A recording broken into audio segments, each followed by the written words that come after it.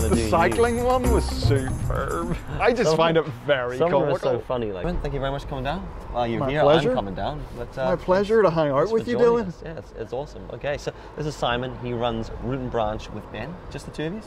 Well, we have a bunch of people who work with us. I came down here maybe a year ago for the first time to check it out, and from the minute I walked in the door, haven't left us alone since. Yeah, exactly. Every day I'm in there. Can I take a photograph? Sometimes can I have a coffee? But like just from the minute I walked in here, I've just loved every aspect of it. Everything good. from the coffee all the way down to the little bits of decor and just generally the crack from the two of you when I come in. What is Root and Branch, and what's it all about to the two of you guys? Well, I mean, it's really simple. It's a local, humble coffee roastery, and we put a coffee bar in for a proof of concept, so people could come along and drink our coffee while we're roasting it. And then we opened we had the privilege of opening another coffee bar in this beautiful Victorian bathhouse at the bottom of the Ormeau Road in June, which is going great. So yeah, we're a coffee roastery. We, instead of opening a cafe where we brought other people's coffee in, we wanted to roast it ourselves because we wanted to have a little bit more control over the length of the coffee pipeline, so we could work with farmers. And really, coffee roasting has not really changed since its inception, many hundreds of years ago. So for me, coming from a science background, I really wanted to kind of dig into what's actually going on in the roast process. How do we find the sweet spot of a coffee? How do we get rid of some of the acids that you don't want to taste, and how do you retain some of the acids that really elevate the sugars and the sweetness in the coffee? So opening the roastery was for us a bit of a no-brainer, and Ben had already begun Root and Branch as a kind of organic veg box delivery scheme, and was using Master Roast in London to roast a coffee that he kind of developed a bit of a profile for, called Jack Rabbit, which was really kind of high-end second wave coffee. And then we decided to get this going and do our own coffee. Cool. Okay, so what makes Root and Branch for you? What makes it stand out from everything else that's going on in Belfast in the coffee scene? If you feel it does, even. Well, I guess in some ways it stands out because to this point, as far as I can tell, we're the only specialty coffee micro roastery, which is not a new thing by any stretch. They're all over the place in other parts of the world, but in Belfast I think we were probably the first to do it. Mendeleev came up with the periodic table in the late 19th century, and consequently the understanding of chemistry that we have has evolved massively, but the application of that to things like food and to coffee is a relatively new phenomenon, and particularly with regards to coffee. So, we're hopefully going to be working with a university in East Germany to use their lab and a joint project to try and understand exactly in the cascade of reactions that are taking place with the organic compounds, what is happening in the coffee roasting process, and how do you really bring out the sweetness of each coffee bean. The amount of work that goes into the farming of the coffee and the harvesting and the processing. The roasting has it's been an inherited skill set. Yeah. So if I start working with you and you're the master roaster or whatever, the head roaster of a company, you just kind of teach me how to brown beans. Yeah. And then when you think they're kind of right, you just drop the batch and then that's good. Now it's a lot more precise because we're using better technology and better software. And so every bean needs to be treated differently, and then how you roast that, and then how you put that on the bar and create that feedback loop. Every coffee has a sweet spot. How do you find that? Once you kind of feel like you've got that in the cup, in the cupping process, then you hand that off to the barista, and the barista should be skilled enough to figure out the best way to pour that coffee. So we don't roast in a way, like some bags you'll get says espresso roast or filter roast. We roast find the sweet spot for each individual coffee and then let the coffee decide how best to pour it. So some coffees may want to be espresso, some coffees may want to be filtered. Like I just thought that, if you're ordering espresso, it's just ground finer, but it's a completely different, way more. It's ground finer, and some roasteries will roast it slightly darker to give more body. Yeah. But if you roast darker, then you sacrifice some of the sweetness because you're killing a lot of the acidity. So quinic acid, citric acid, malic acid, those all degrade about 160 to 165 degrees C. Trouble is that's inside the center of the bean. We can't access that because we're not using infrared or laser technology to measure the temperature. We're using really kind of old school analog probes that are hooked up digitally but they tell us the surface temperature of the beans, not the interior of the beans. So you can only speculate as to what's going on inside the coffee bean. What we would like to see happen is roasting technology to improve, so that we've got a more accurate analytic and metric of what's going on inside the coffee bean. So I mean, there's more to it than that. We don't want to get into that now, but I didn't know that at all. And then, you know, we package them in fully compostable packaging, which is really expensive, but it's really it's great because specialty coffee is a sustainable business model. You know, it's about paying the farmers well and their labourers well. It's about social development. And why source really great coffee, Dylan?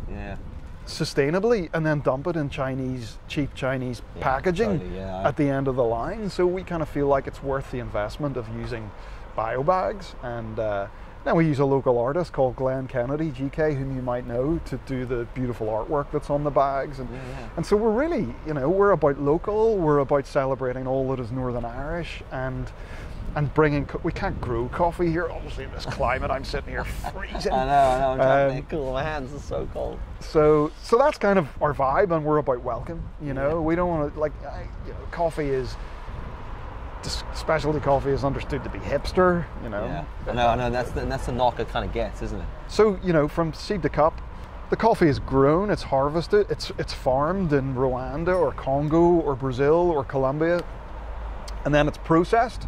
That might be wet process, natural process, honey process, in really labour-intensive ways at a mill, and then it's bought or sold at auction. It's bought and then it's shipped over to here after it's been dried and processed.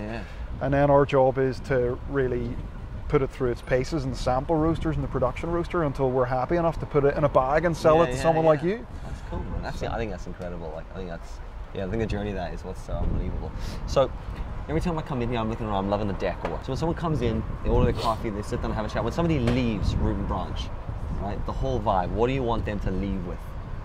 Obviously a bag of coffee, having bought a cup of coffee, but like what's the vibe you want them to leave with? So,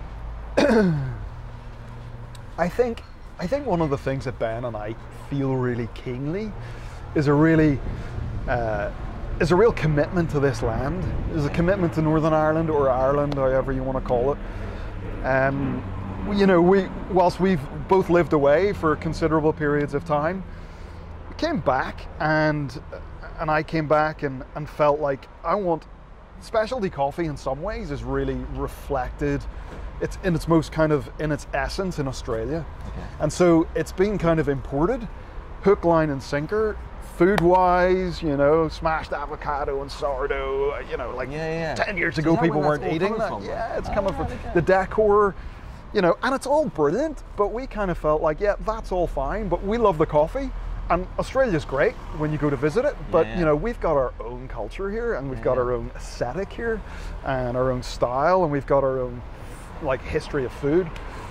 So the inside of this place, like, it's all kitted out from. I mean, these tree stumps are from a place called Ballyalley Estate in Cumber, and it was a beech tree that fell 3 years ago in one of the winter storms. So we took a chainsaw to it and hacked it up and made little tables out of it. The benches are from my school, Sullivan. Oh wow! That I used to sit on and put my gym shoes into with the little cages underneath.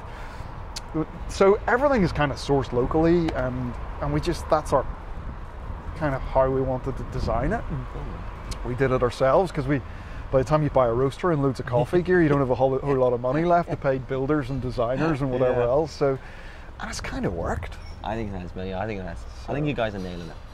One of the things that I love about this actually is the fact that we're kind of like, we know everybody on this street. I do, Yeah, so in some ways, like when I was in London, I started a church, and you know, we created a coffee shop at the front of it.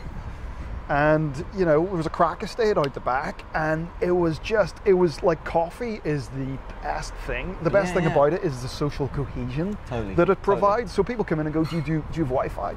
We're like, no, not that we've anything against it, but we want to foster human engagement. We want people to converse with each other. And one of the most satisfying things about this job is seeing people swap numbers and go, well, let's meet up for a drink or another cup of coffee next week.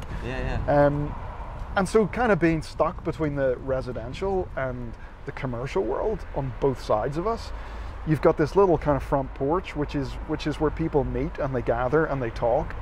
and the coffee is just the adhesive.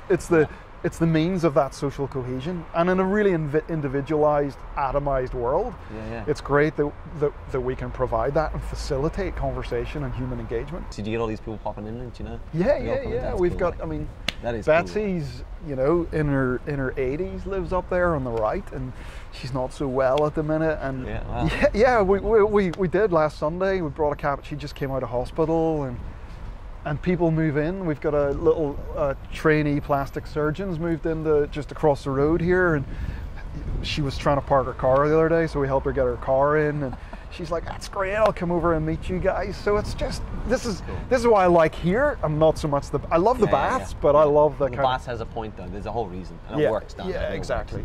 So, no, cool, look, I appreciate it. Thank you very much. Guys, no coffee problem. Was unreal, as usual. No, thank you, I appreciate you doing that. No problem. It's been Thanks fun. for coming along and hanging out with us. Cool, man. Again. No, exactly.